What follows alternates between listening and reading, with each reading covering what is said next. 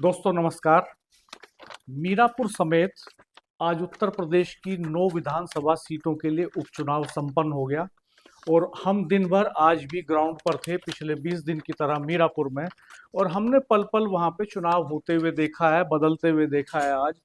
आज चूंकि आप में से बहुत सारे मित्रों को हमारे कुछ कम वीडियो मिले होंगे, चूंकि आज हम ट्रेवलिंग में ज़्यादा रहे, मूवमेंट ज़्यादा रहा हमारा।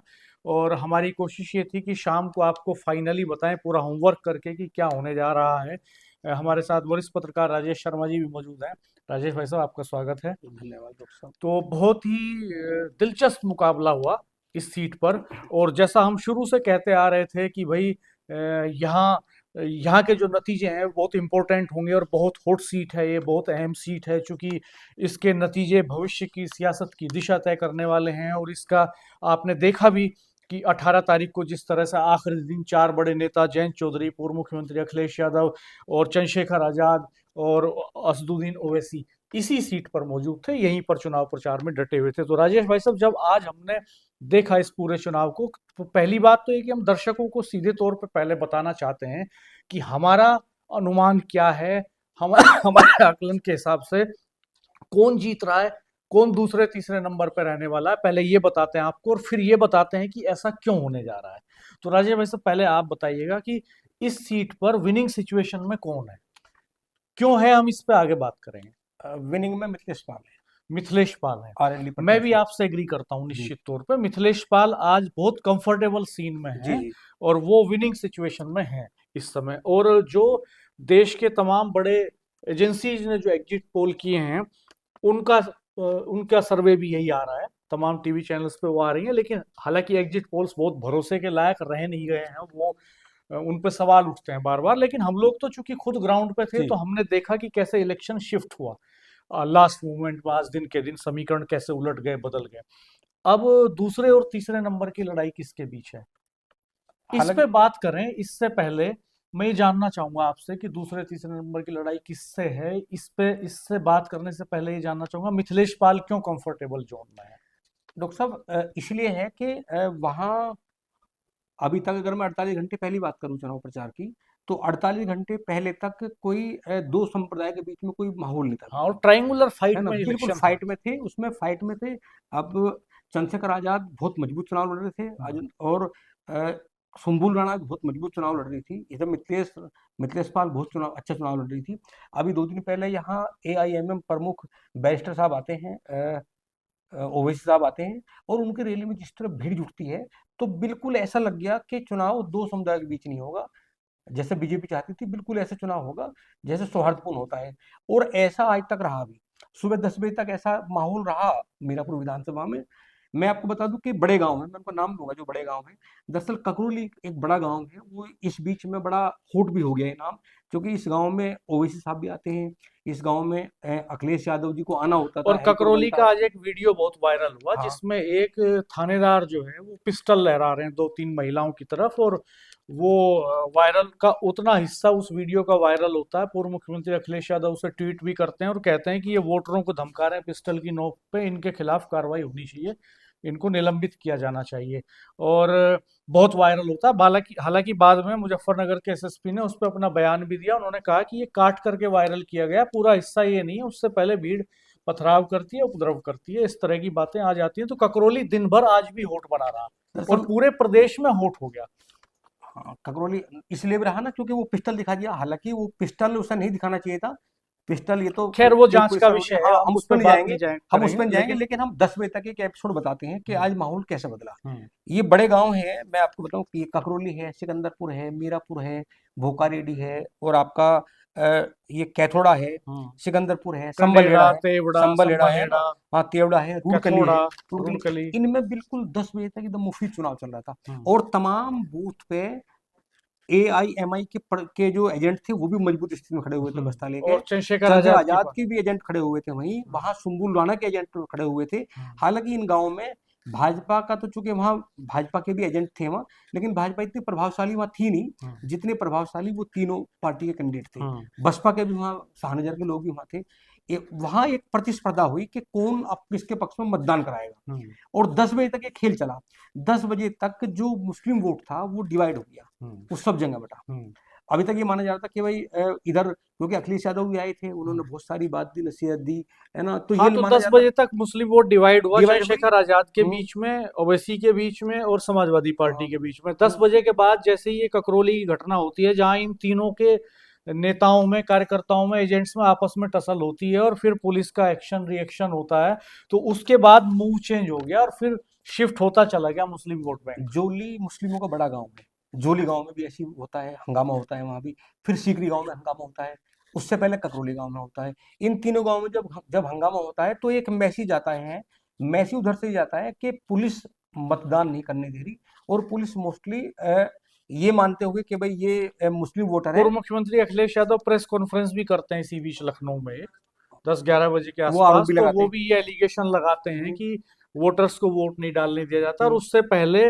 उसी के टाइम के आसपास मिथिलेश पाल भी मीडिया से बात करती हैं और वो कहती हैं कि दूसरे कॉन्स्टिट्यूएंसी से, जिले के दूसरे हिस्सों से कुछ लोग आए हैं हथियारबंद, और वो बुरके में जाके वोट डाल रहे हैं और वो चुनाव को प्रभावित करने की कोशिश कर रहे हैं। इससे पहले हालांकि चुनाव आयोग को एक शिकायत करते हैं अखिलेश यादव, और उस शिकायत में वो ये कहते हैं कि पुलिस के पास वोटर की आइडेंटिटी जांचने का अधिकार नहीं है। वोट डालने कोई जाता है तो पोलिंग पार्टी उसकी आइडेंटिटी जांच करे, पुलिस नहीं करे। और इसके बाद आयोग भी इंस्ट्रक्शंस इशू कर देता है बड़े पैमाने पर। तो इसको काउंटर करती हैं मिथिलेश पाल आज शुरुआत में इलेक्शन के, और वो सवाल उठा देती हैं कि बुर्का पहन के पुरुष भी आ रहे हैं और हथियारबंद लोग आके कुछ मस्जिदों में रुक गए हैं रात में, और वो चुनाव को प्रभावित कर रहे हैं। तो ये आरोप प्रत्यारोप का ये खेल दोनों तरफ से चलता है आज भी पूरे दिन। डॉक्टर और साहब। फिर इलेक्शन सीधा खड़ा हो जाता है।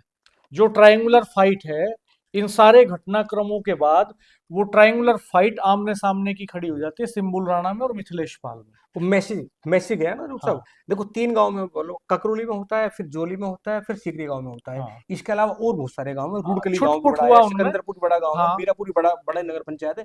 वहां इस तरह का नहीं हुआ। हाँ, एक मैसेज हुआ कि बीजेपी जानबूझ के वोटरों को वोट नहीं डालने दे हाँ, ये डालेगी। जो ककरौली का हाँ। दरअसल थानेदार का जो हाँ। वीडियो वायरल हुआ है और पथराव का जो वीडियो वायरल हुआ, हमारे पास दिल्ली से और आसपास की कई जगहों से फोन आए उसको लेके कि बड़ी घटना हो गई है, तो इसका मैसेज बढ़ा गया।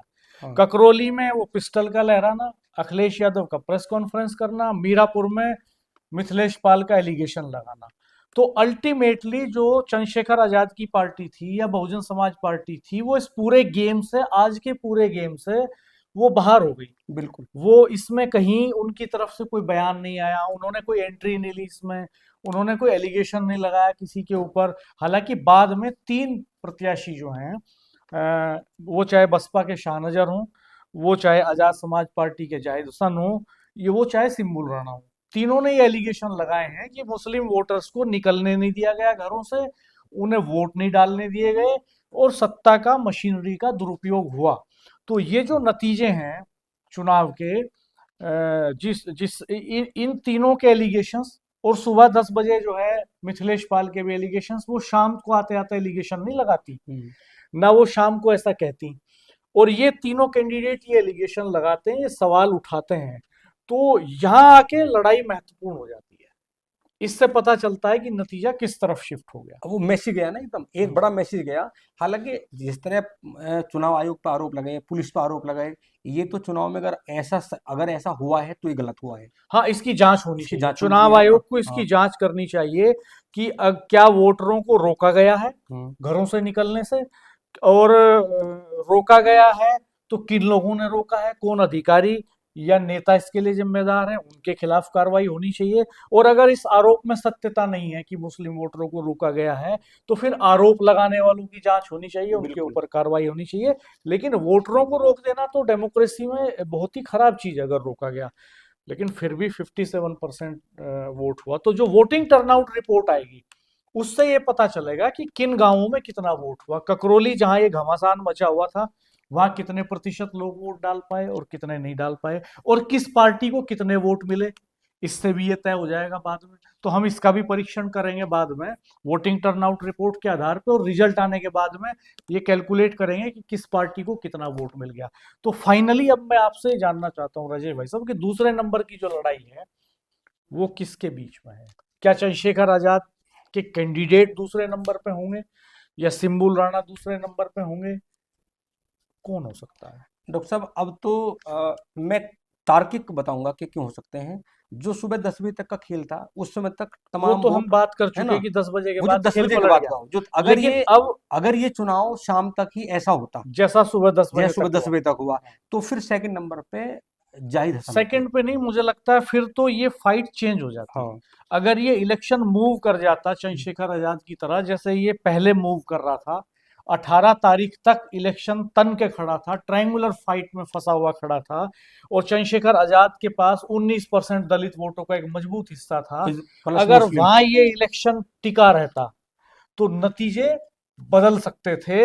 हो सकता है कि वहां पे फिर नगीना बन जाता मीरापुर, और मिथिलेश पाल को हार का सामना करना पड़ता। लेकिन ये दिन भर जो 10 बजे के बाद जो मुस्लिम वोट बैंक का बड़ा शिफ्ट, बड़ा हिस्सा सिंबुल राणा की तरफ गया, और बाकी 20% हिस्सा बाकियों में बट गया, इससे ये पूरी लड़ाई बदल गई। डॉक्टर साहब कल शाम हमारी बात होती है जिम्मेदार लोगों से, तो वो जिम्मेदार लोग वो 2007 के चुनाव की बात करते हैं। वो कहते हैं कि 2007 में इसी सीट पे, जब ये मोरना सीट होती थी, तो यहाँ से कादिर राणा चुनाव लड़ते हैं आरएलडी के सिंबल पे, लड़ते हैं सिंबल पे, और वो जाट प्लस मुस्लिम के बल पे वो चुनाव जीत जाते हैं। तो लोग ये कहते हैं कि भाई मुस्लिम के साथ में अगर एक वोट बैंक मिल जाए तो वो जीत सकता है। हाँ, वो तो 19% दलित मिल सकता लोग था। चर्चा कर रहे थे कि दलित एक मंच पे है, मीरापुर में चंद्रशेखर आजाद के साथ है। अगर अगर मुस्लिम का रुझान इस तरफ होता है तो फिर पूरे समीकरण बदल जाएंगे, फिर असपा चुनाव जीत सकती है। लेकिन जब 10 बजे के बाद ये जो बदलाव हुआ, तो इसके बाद लगा, और फिर मुस्लिम कम्युनिटी, फिर क्योंकि वहां भी मैसेज गया, वहां एक मैसेज ये गया कि पुलिस मुस्लिमों को वोट नहीं डालने दे रही। इधर ये मैसेज गया कि तमाम मुस्लिम प्रत्याशी अब एक मंच पर आ गए हैं। अल्टीमेट इधर जो मिथिलेश पाल को फायदा तब हुआ कि जब लोग पहले से बटे हुए थे, जो लोग जिनके मन में थी वो फिर एक तरफ हो गए, और वहां वोट बढ़ गया। तो मुझे लगता है कि सेकंड नंबर पे सुम्बुल राणा होगी इस समय। वीडियो थोड़ा बड़ा हो रहा है, इसलिए हम यही कंक्लूड करेंगे दोस्तों, चूंकि इसे डालने की जल्दी भी है, दिन भर हम घूमे हैं, थकान भी है, देर शाम हो गई है। हमने कई मेन स्ट्रीम मीडिया के प्लेटफॉर्म्स पे भी ये चर्चा की है, वहाँ भी आप जा करके देख सकते हैं। तो हमारी गुजारिश रहेगी कल आपसे, हम आपको लिंक शेयर कर देंगे। कल फिर हम आपको रिव्यू करेंगे डिटेल के और साथ, गांव गांव को डाटा भी गांव देंगे। गांव का फिगर देंगे आपको, वोटर टर्नआउट पे भी बात करने की कोशिश करेंगे। आप कमेंट बॉक्स में अपनी राय जरूर दीजिएगा, आप किस तरफ इस इलेक्शन को शिफ्ट होता हुआ देखा आपने, नतीजा क्या होने जा रहा है आपके हिसाब से, दूसरे तीसरे नंबर पे कौन है। कमेंट बॉक्स में कमेंट लिखिएगा, वीडियो शेयर कीजिएगा, लाइक कीजिएगा, सब्सक्राइब कर दीजिएगा चैनल को, नोटिफिकेशंस ऑल कर दीजिएगा। धन्यवाद, नमस्कार।